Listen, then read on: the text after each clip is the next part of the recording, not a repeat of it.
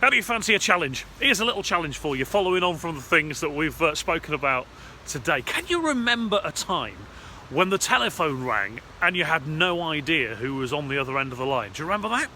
If you're under the age of 25, that must be really hard to picture. But once, we had phones with no display or anything. The house phone would ring and you genuinely had no idea who was on the other end of the line. Nowadays, most of the time, it's completely different. Almost every time your house phone or your mobile phone rings, you know who's on the other end, don't you?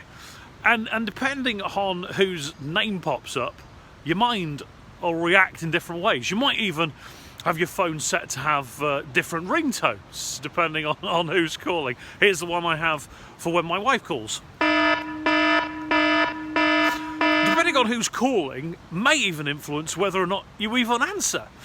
So here's a challenge for you. I want you to think of one of the people who makes your heart sink slightly when you see their name pop up on the display. It can't just be me. It must happen to you too. And I want you to pray diligently for that relationship this week. We want to ask God to help us deal better with that person so that we can be more aligned with the words written by Paul to the Ephesians. Be patient with each other, making allowance for each other's faults because of your love.